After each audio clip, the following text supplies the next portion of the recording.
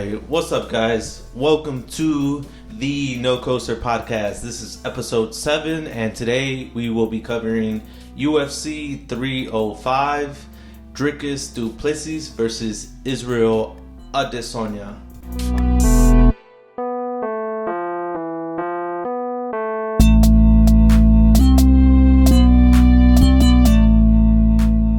All right. Let's go. Let's get right into it. I'm super excited for this card, honestly. There's a lot of Kiwis on this card, a lot of fighters from City Kickboxing. So those guys are beasts. They've been in the game for a while, and they've been doing good work for a while. So really excited for that team to come out and show out. And let's go ahead and get started with the fights. So we'll start from the bottom, and then we'll work our way up. Alright, so the first main event fight for the evening will be Jing Liang Li versus Carlo Perates. I did not really hear much of Carlos Perates before researching this card, and what I've seen so far is that he's really good. He's got a lot of skill set, and he has a potential to, be a contender in that division. So I know UFC is really pushing Carlos Perates. They've showed him in Embedded countless amount of times. They've had this little segment with his mom, and so I feel like UFC is pretty confident on this guy. I think they may be throwing Jing Liang to this guy, and finally this guy popping off and making a name for himself. So I think Carlos Perates is going to be a good pick for this fight. A little bit about his style. So I know he's lengthy, he's really tall, he's got good reach, he's got really good step in knees, his power is pretty good. He can KO some people for sure, and he can definitely KO Jing Liang in this fight, especially because Jing Liang likes to come in a little hot with his strikes. This guy uses some head movement, but Jing Liang does go for a firefight. So I think this fight's going to be fireworks, honestly. I can foresee a KO happening in this bout. So I'm really excited for this one. Some other things, Perates keeps his hands low. He's got good head movement, good timing. He's a precision striker, kicks at different levels. He's got good takedown defense. He's got 8 consecutive KOs, which is why I believe he will get the KO in this fight. Something I didn't like about him was apparently there's a narrative of him smoking cigarettes. So if this guy truly wants to be a top contender, then I don't see how a champion would smoke cigarettes. So he needs to maybe fix that and get that out of his system, and I'm sure there's other things that he can work on as well to get to that championship status. So other than that, I know he's got a Muay Thai background. He's got it across his chest. Likes to kick hands. It doesn't feel good to kick someone's hands. They'll start to drop those hands, and then the head is clear for a shot. So I can definitely see that. He's got a 9-win winning streak, black belt in jiu-jitsu, and he has over 100 K1 fights in K1 and Muay Thai. So definitely bringing some experience to the table. On the other side of this is going to be Jing Liang, good striker. Again, like I said, he comes in with these looping shots, with these barrages, and that could be dangerous. He is 36 years old. I know the chin starts to go away at that age. So can he get caught? I think that's super likely in this fight. He is coming off a long layoff. He's got, like I said, he chases KOs, and he hasn't been super active as of lately. So Jing Liang's got really, really good KOs in the UFC. I can't get over him and that fight with Hamza Chimaev, and that fight was something. I've never seen a guy get manhandled and thrown right in front of the boss, and was talking to Dana White while he was beating up Jing Liang. So obviously I don't see this going to the ground. Jing Liang came back with a really good win with Ponzinibbio. after that tough loss. So you can't really count Jing Liang out, but for this pick, I'm going to go ahead and go with Parates. All right, let's go ahead and move on to our second bout. This is going to be between Tai Tuivasa and Jairzinho Rozenstruik. Then we got the big boys, we got the heavyweights, and I don't think this goes for very long. These guys have resumes of ending fights early on, so I can definitely see this fight ending in the first round. Going back to my last pick, I did say I'm going for Parates, and I didn't clarify what round. I think Parates takes it in the second round by TKO. Alright, so let's go back to our Tai Tuivasa and Jairzinho fight. Like I said, I don't think this goes to distance. I think this ends in the first round. And this one was a little tough because I'm a big fan of Tai Tuivasa. I love the shoey. He's a character that dances after wins. I don't know if he's as motivated as he once was. I know he's making a little bit of money. He's got some businesses going on. And I do know the man likes to party. So he's been training in Abu Dhabi, and I'm hoping he took this camp seriously because he is on a 4 losing streak. So I'm hoping he can come back and get a win. But I don't see that happening in this fight. I think Rozenstruik is a really, really good matchup for Tai Tuivasa. He does a really good job of keeping his distance. Rozenstruik is coming off a big win in his last fight.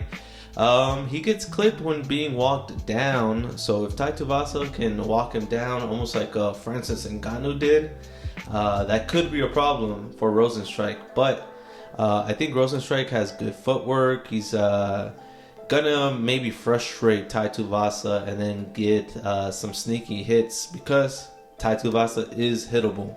We've seen that in the last 4 fights. I mean, he's gotten knocked out by Pavlovich. He's gotten knocked out or subbed by Volkov. Tybura, he lost to him as well. So definitely hittable. Definitely able to be submitted. Although I don't see this fight going to the ground at all. I think this is going to be straight fireworks and it's going to end early. Tuivasa's got some nice elbows. He did that against Derek Lewis. I was actually there at that fight. And if you can sneak some elbows and get in close, then I can definitely see Tai Tuivasa coming out with a KO. But chances are, I think Rozenstruik comes out on top. More of a fan of Tuivasa, but I'm going to go ahead and follow my gut. I think Rozenstruik takes this in the first round by KO, TKO. All right. Next fight is Gamrot versus Dan Hooker. This is going to be a lightweight bout. We have a typical grappler versus striker in this match, and man, Gamrot is very, very tough to go against. I think he's gonna take Dan Hooker down. He pretty much took Arman Tsarukyan down and won that fight. And they had really good scrambles in that fight. I don't think Dan Hooker has the same ground game as a Tsarukyan. So if Dan Hooker really paid attention to his wrestling and his grappling game in this fight, I'm hoping that he can go ahead and get that takedown defense. On paper, Dan Hooker has good takedown defense, but when you look at him going against an Islam Makhachev, he got handled in that fight, but it is Islam Makhachev. Gamrot, I feel like, is a tier underneath Islam, but he's not that far off as far as grappling game. So I think this fight goes to the ground. I just hope Dan Hooker can go ahead and pop back up. Maybe Dan Hooker can catch Gamrot with a flying knee or just a knee sneaky down the middle, just like he did early in his career. I think he got like 2 or 3 KOs off of those sneaky knees. And if Gamrot's going to be shooting, then that's already set up for Dan Hooker. But other than that, I'm a big Dan Hooker fan. I mean, this guy fighting Dustin Poirier, I could not get over that fight. I mean, that was just a straight war. He showed his grit. He showed that he can fight with the best. I mean, Dustin Poirier should be a champion. I know he was an interim champion, but man, tough as nails. Dan Hooker is tough as nails. He had a crazy fight against Jalen Turner. I'm sure Jalen Turner took something away from Dan Hooker in that fight. I believe Dan Hooker was fighting with a broken arm during that fight. So again, that guy Dan Hooker is tough. A broken arm is not going to stop him from keep going. So Dan Hooker will not give up. He will be pressing. He will be avoiding those takedowns. He likes to keep his. I hope he keeps his arms a little bit low. That way he can go ahead and avoid those takedowns.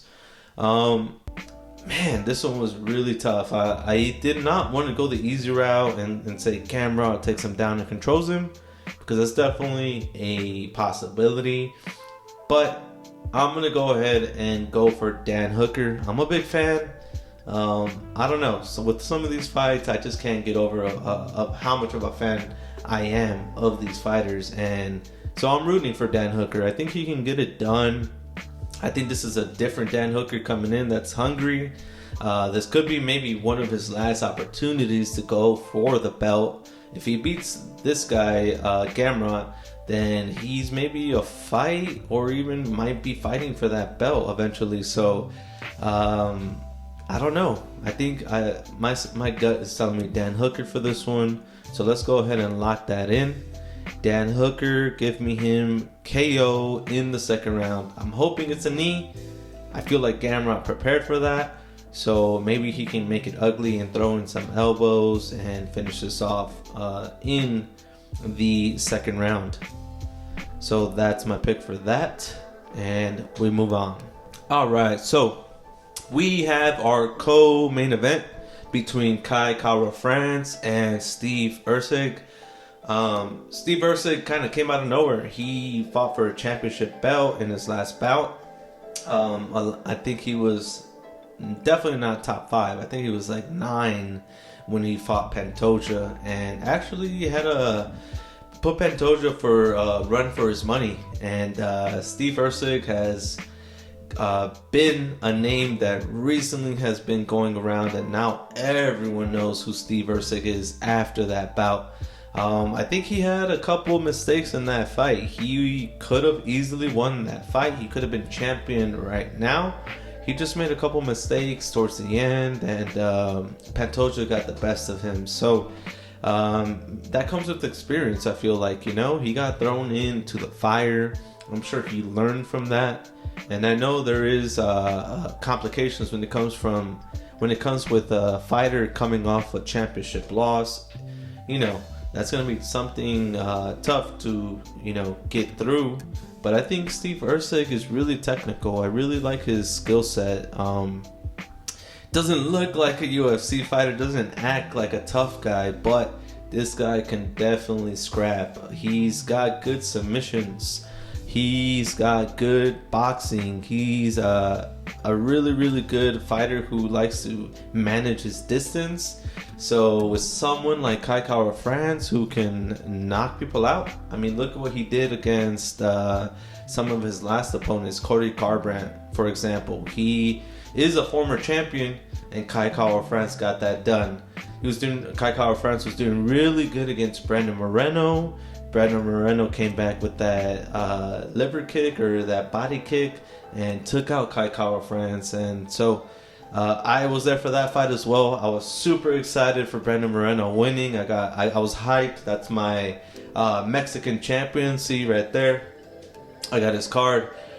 First Mexican champion. So of course I had to go for Brandon Moreno. But I am a fan of Kai Kara-France. I would not count him out in this fight. He can definitely finish this fight.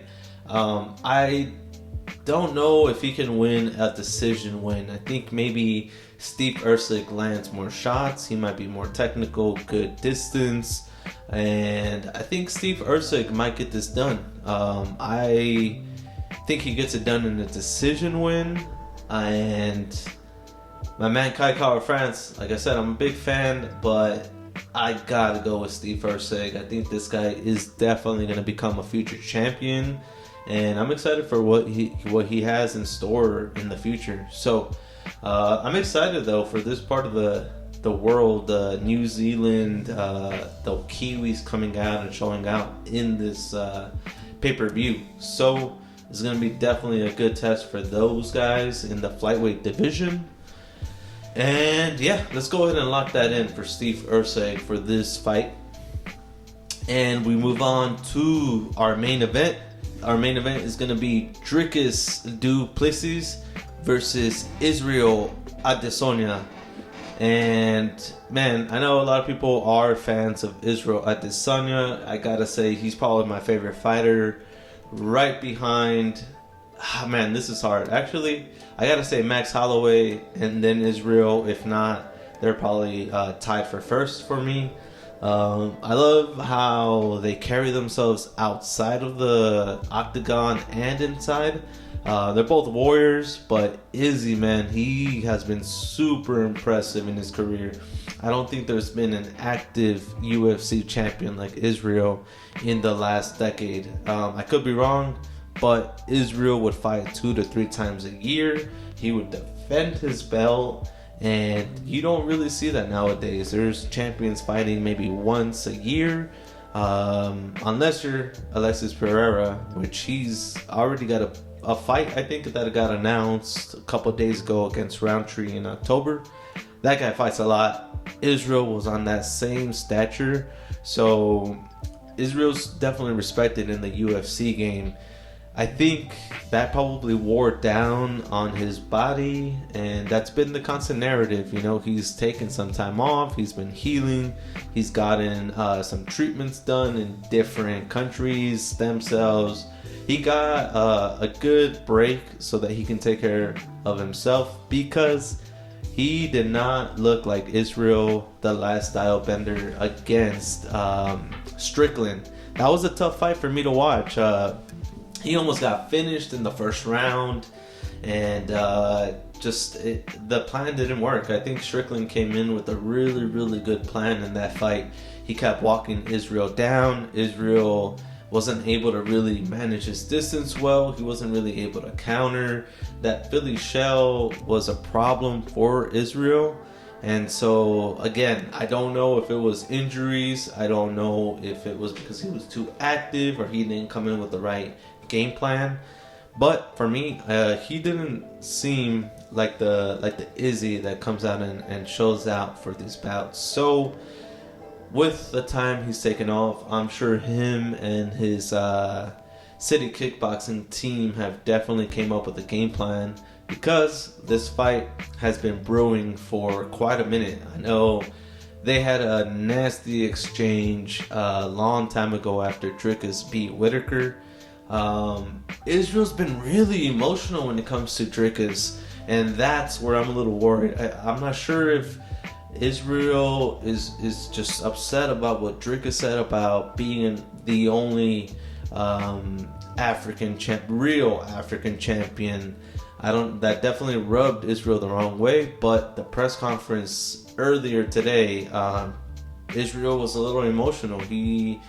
Dricus said something about his family, and Israel, I'm not saying he showed his card, but he is coming into this fight a little emotional.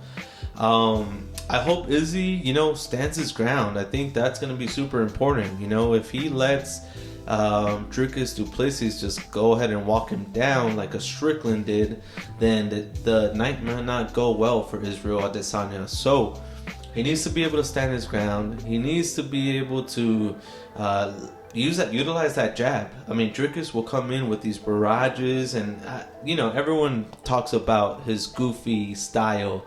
I personally don't like the way he fights. I think it's very sloppy, but it works, and obviously it's gotten him this far. The guy had a tournament where he subbed a bunch of Gracies in one night. So he's definitely got that ground game. He's a strong, big guy. We know that Israel has been handled by bigger guys, like in the light heavyweight division when he fought Blachowicz. I do notice that Israel got a bigger frame for this fight. I'm assuming, that's to counteract Dricus and his takedowns, because I feel like that's inevitable. But Israel and his team, I'm sure they got something planned for Dricus. But Dricus is, again, the champion for a reason right now. He's got that judo wrestling. He has that surgery that opened up his nose, and now he has a gas tank.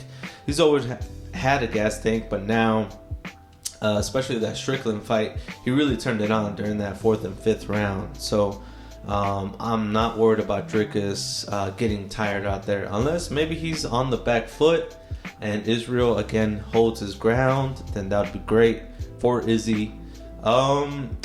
Dricus always starts with the legs, then starts connecting with his hands.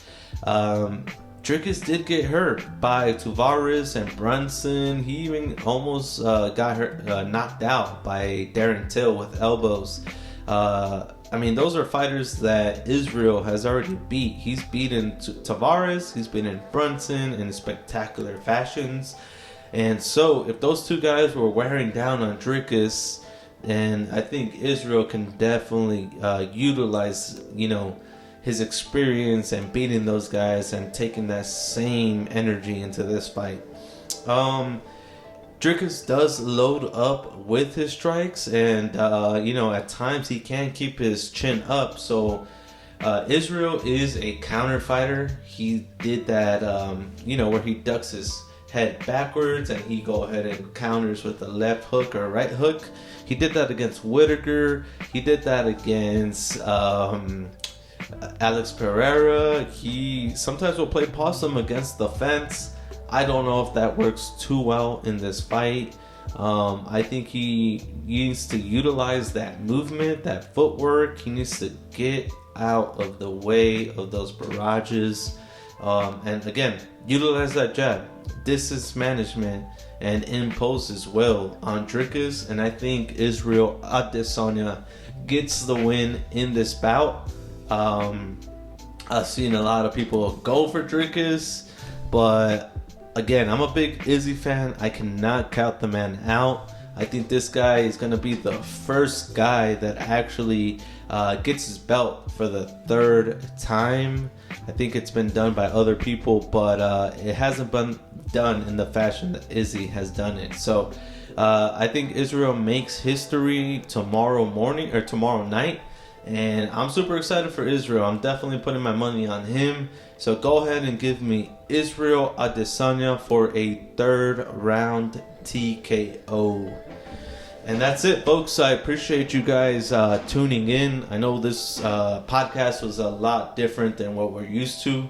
Definitely a lot shorter, but I wanted to make sure that you guys went ahead and got the episode. And we're not going to miss any pay-per-views. We're going to go ahead and talk about every single pay-per-view throughout the year, and we might throw in some fight nights in there if we feel that there are big names. I love the game, and I'm really excited for what the year has to offer. I know there's a lot of great fights coming up, a lot of good pay-per-views, and I appreciate all of you guys listening to this. So y'all stay tuned for the next coming bouts. We have some good stuff coming out, so y'all stay tuned. All right, that's it. That is the No Coaster Podcast. I appreciate you guys.